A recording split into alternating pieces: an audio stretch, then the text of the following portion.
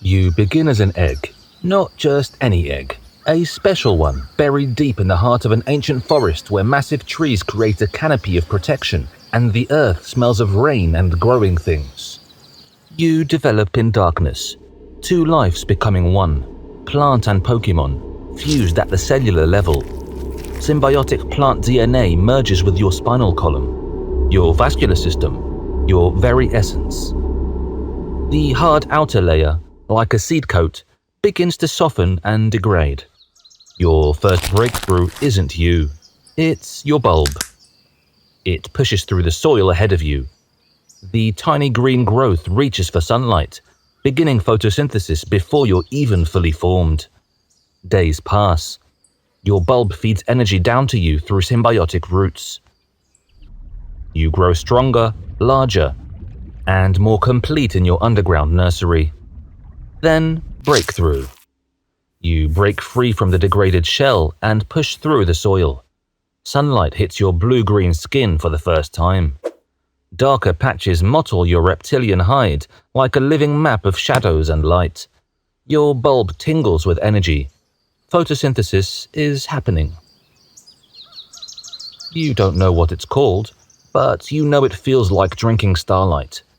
The question forms in your mind before you have words for it. Are you the Pokémon carrying a plant, or the plant carrying a Pokémon? You're not alone. All around you, others emerge from their earthen nurseries, your podmates. Some bigger, some smaller, all blinking in the morning like tiny philosophers discovering the universe is stranger than they ever imagined. You blink. Focus. You are a Bulbasaur. Your first lesson comes naturally. When the pod gathers to sunbathe, something magical happens. Your bulbs begin to pulse in rhythm. It's like meditation, like breathing together, like sharing souls through chlorophyll. A muddy manual lies under a tree. Symbiosis for Dummies, it reads. Half the pages are covered with mud. The other half shows stick figures trying to figure out which end is the plant. This is called identity crisis literature. You wouldn't recommend it. But synchronized breathing doesn't solve everything. Your pod moves like a group of tourists without a map. No leader, no direction. Just 20 confused grass types stumbling through their first week of existence. Arguments break out over the best sunny spots. Territorial disputes over berry patches. Petty squabbles that escalate quickly. Something stirs in you. Not hunger for light this time, but something deeper. Purpose. These are your podmates, your family. And they're fighting like Mankey in a banana shortage. Someone needs to guide them. You step forward. Clear your throat. Open your mouth to deliver what you're certain will be an inspiring speech about unity and the beauty of synchronized photosynthesis. Follow me to optimal sunlight positioning and... You trip over your vine whip and faceplant into the dirt. The others look at you, lying there with soil in your mouth. They continue arguing. This is called natural selection in action. You wouldn't recommend it. You try again, and again. You attempt to organize morning sunbathing formations. Half the pod oversleeps. You plan synchronized photosynthesis sessions. They get distracted by passing Butterfree. You design elaborate territorial agreements. Everyone gets confused and claims the same berry bush. Each failure weighs on your bulb like carrying a Snorlax. Maybe you're not leadership material. Maybe you're just a Bulbasaur who thinks too much and trips too often. The others look at you, lying there with soil in your mouth, and continue arguing. This is called natural selection in action. You wouldn't recommend it. You're embarrassed. It's almost insulting. Yet, you try again. And again. Nothing works. Each failure weighs on your bulb like carrying a Snorlax. Maybe you're not leadership material. Maybe you're just a Bulbasaur who thinks too much and trips too often. You think and think. You're on the verge of giving up. But then you see two podmates fighting over a berry, their argument escalating from words to vine slapping. Traditional leadership might not work, but maybe you can find a different approach. You step between them, trying to mediate with gentle words and calming gestures. You explain that there are other berry bushes nearby. Suggest they share. Offer to help them find more food together. The fighters pause briefly, look at you with mild annoyance, then dismiss you entirely and continue their vine slapping each other. One even pushes you aside with a vine. This is called good intentions meeting reality. You wouldn't recommend it. So you try different approaches. You attempt to organize safety patrols.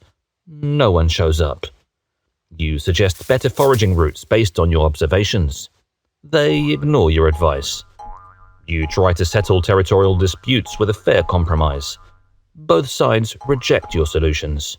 So you change tactics completely. When younger podmates get scared during thunderstorms, you try to wrap them gently in your vines for comfort.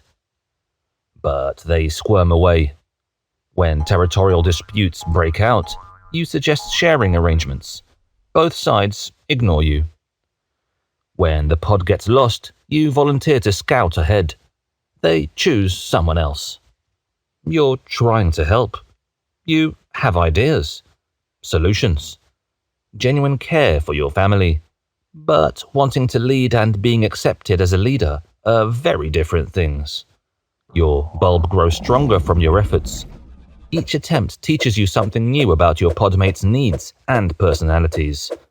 You're developing leadership skills, patience, observation, creative thinking. But skills mean nothing if no one trusts you to use them. Days pass. Your approaches become more thoughtful, more informed.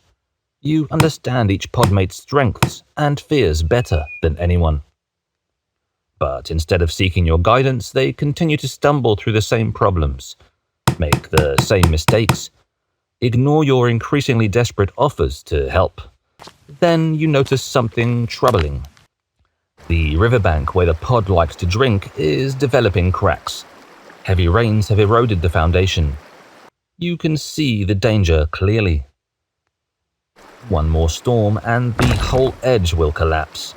You warn the others, point out the cracks, explain the danger, suggest safer water sources upstream. They look at you with the same expression they'd give a Psyduck discussing quantum physics. No one is interested.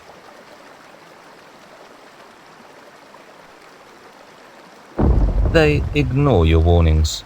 You continue using the crumbling bank. You know it will collapse any time. Maybe that's what it will take for the others to learn. This is called learning the hard way. You wouldn't recommend it, but sometimes it's the only way. The storm comes 3 days later. You watch in horror as the weakened bank begins to crumble. 3 podmates are caught at the edge when it gives way. 2 smaller ones and an elderly Bulbasaur who moves too slowly to escape. The current devour them instantly. You act without thinking. 2 vines shoot out, each grabbing one of the struggling forms. Your root system anchors deep into solid ground, muscles straining against the flood's hunger. But the third, the elderly one, is swept beyond your reach. The current carries them toward deeper, deadlier waters, where fallen trees create a maze of death. How can you save them? The thought alone is eating you alive. You have to do something. Then you make a choice that defies every survival instinct. You launch yourself into the torrent. The water is chaos. Your land-dwelling body isn't built for this. You struggle against the current with pure determination, using your vines as anchors and propulsion. Your bulb processes what little sunlight filters through the murky water, giving you just enough energy to keep fighting. reach the Elder not through natural aquatic ability, but through sheer force of will. Your vines wrap around them with desperate strength. Together, you fight the current back to safety. Not gracefully, not easily, but with the kind of stubborn determination that refuses to let family members down. You collapse on the bank, your bulb pale from energy depletion, but all three are safe, breathing, alive.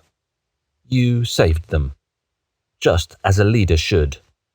And when you look up, everything has changed. They don't see the Bulbasaur who trips over vines anymore. They see the one who dove into the dark water when they were too afraid. The one who risked everything for the most vulnerable among them. This is called earning respect through sacrifice. You would cautiously recommend it. The days that follow are different. The pod moves with purpose now, guided by your patient creativity and their growing trust. You teach them to recognize dangerous terrain. You show them how to use photosynthesis for more than just energy, for healing, for solving problems peacefully. Your bulb grows larger, more vibrant. In bright sunlight, your skin develops a faint luminescence. It's a sign of peak photosynthetic efficiency. You've become what you were meant to be, not through force, but through service to your family. Then comes the night of the full moon. Something ancient calls to you. Not words, not thoughts, but a pull in your very DNA. Around you, other Bulbasaur feel it too. You don't know what it is, but it's something strong, unique, something new. You lead your pod deeper into the forest than you've ever been. You follow instincts you don't understand, but can't ignore. The air grows thick with power, heavy with purpose. The mysterious garden. You're not the only pod here. Others emerge from the forest shadows. Bulbasaur of all ages, all answering the same ancient call. The moonlight pulls into the center of the clearing like liquid silver. Venusaur elders ring the clearing, their massive flowers glowing softly in the moonlight. They've done this countless times, shepherding the young through transformation that cannot be forced, only chosen.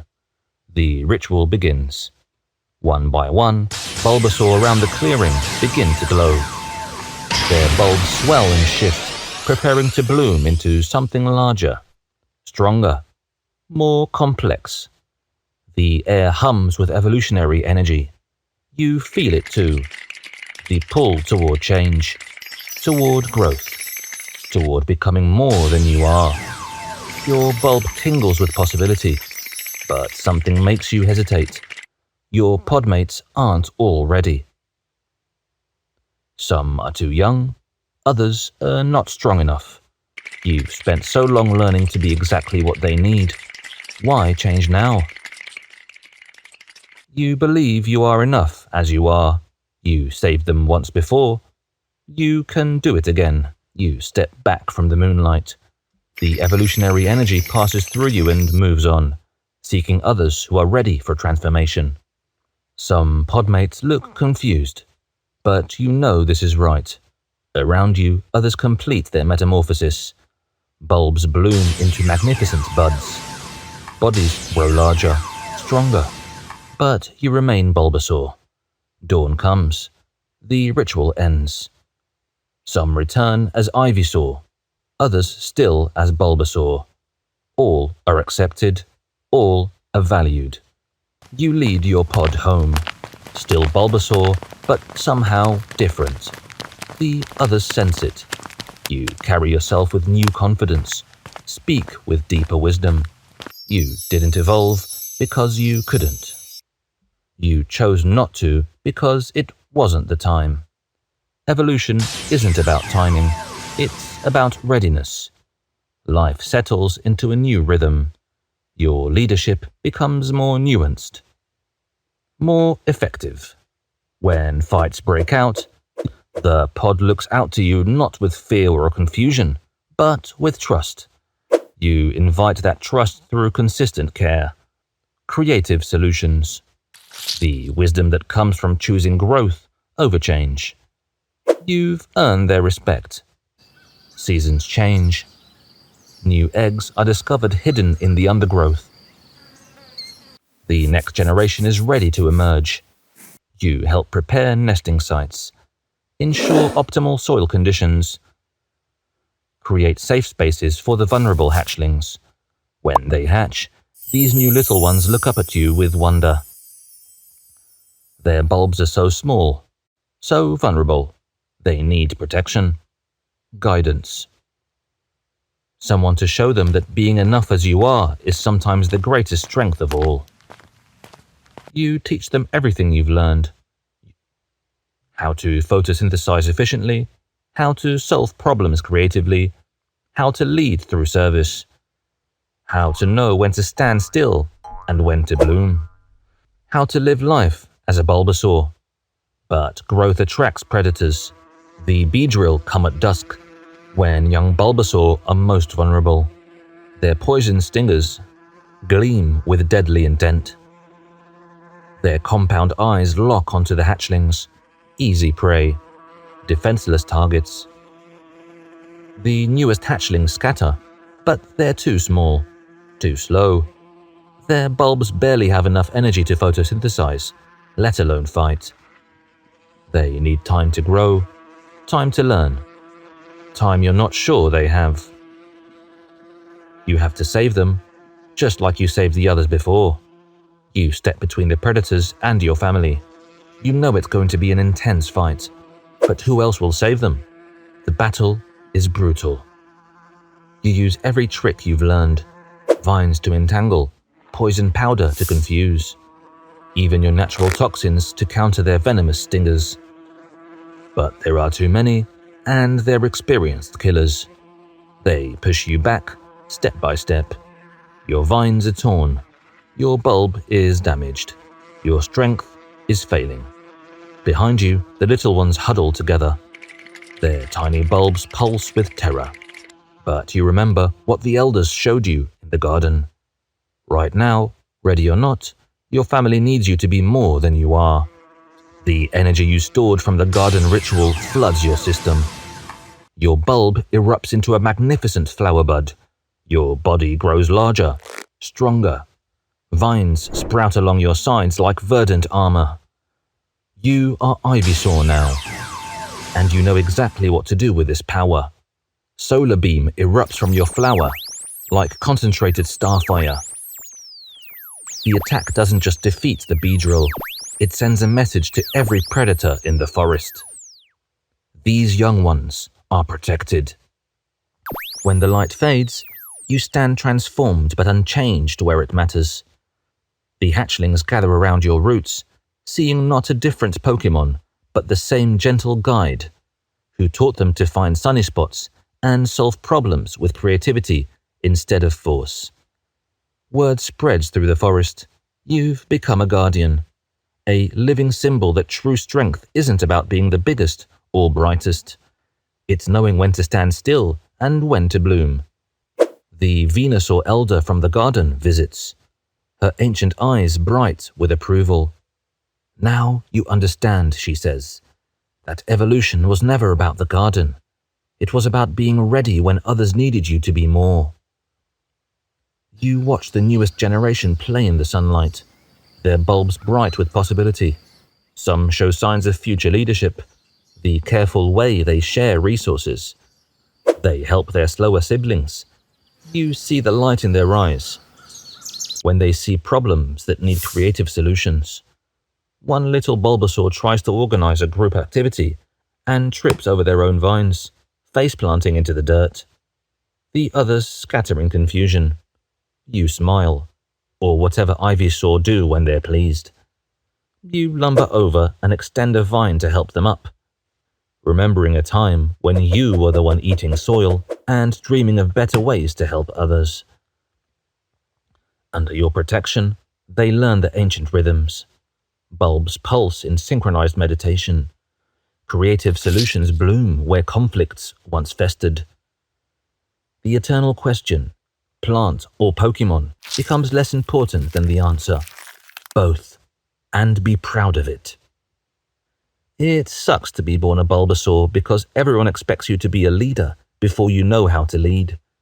To evolve before you're ready. To choose between being a plant or Pokémon when you're clearly both. You sprouted from an egg carrying 2 lives, wondering which one was really you. Every failure taught you that strength comes from service. Every rejected attempt proved that leadership isn't about being followed. It's about making others' lives better. The question isn't whether you're the Pokémon carrying a plant or the plant carrying a Pokémon. You're both, and that symbiosis is your greatest strength. True strength isn't being the biggest or the brightest.